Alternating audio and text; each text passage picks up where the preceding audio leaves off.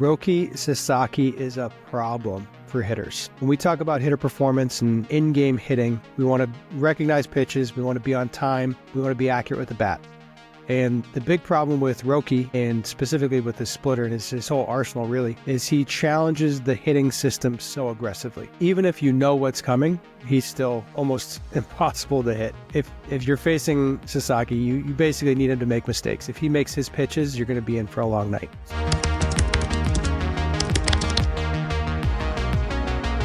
Let's dig into what that means. First, let's just appreciate the types of swings that he gets. He just makes hitters look really bad. These are all splitters.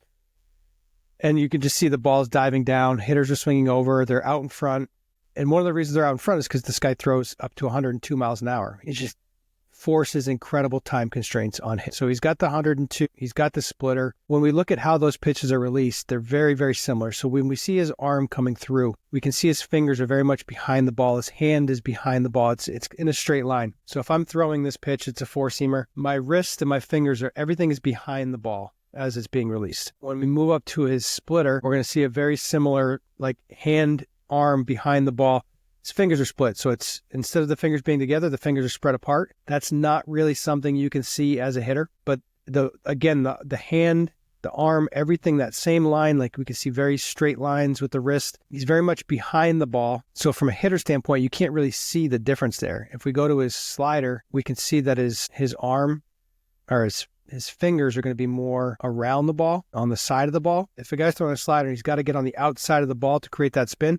You can see the fingers coming around. And even if you're trying to get on top and you're trying to finish, you can still see the fingers on the side of the ball. So it's recognizable, but now you're fighting in many different directions to try to be successful. So here we see his release point. This is a slider. He probably got under. He just dropped, maybe tried to get more lateral movement on it. But this is a pretty tight cluster. This is trouble. The other major thing is he doesn't miss spots. So this is all of his pitches from, I believe, the 2023 season. This is against righties.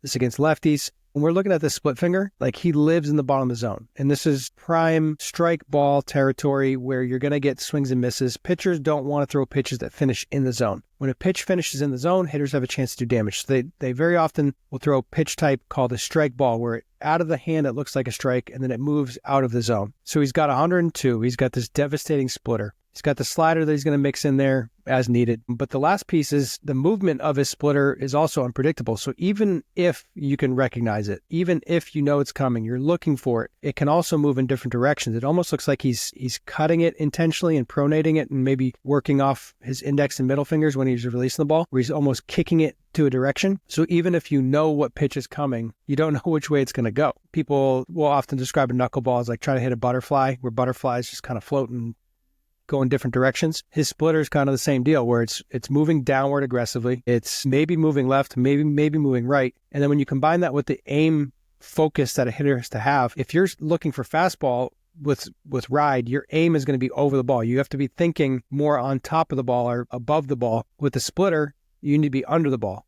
So your range for aiming your bat when you're swinging is very wide. So it's just a really devastating matchup for Sasaki. So if you're facing him, you got to pick your poison. Are you going to look for that fastball and live and die by it? Are you going to hope he hangs a splitter, which he doesn't seem to do? Where does the ball need to start for it to be something that you even have a chance on? I wouldn't stick around waiting for that slider, because it looks like he used it to get more chase. So if you're watching him pitch, if you're watching games, look for how teams are approaching what pitch they're trying to hit. I'd be looking for guys being on time to fastballs. If they're taking swings without reach on splitters, they're selling out to a pitch. They're selling out to the fastball. If they're getting blown up by fastball, then they're hunting off speed. It's almost like you got to take your chances. For interesting to study and read up on and pay attention to the types of things that he's doing to hitters.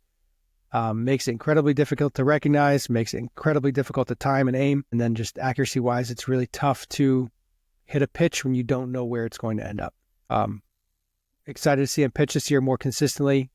And in general, as you're approaching different pitchers, learning how they move the ball, how they hide the ball, and really studying the fingers and the release point to see if fingers are coming off to the side, if they're pronating a lot, if they're cutting the ball a lot, studying how the ball is being released, how it's being turned, because pitchers are trying to create movement and and change speed. So these are things that are really important to study and pay attention to. Good luck to hitters facing Sasaki this year. I don't envy you.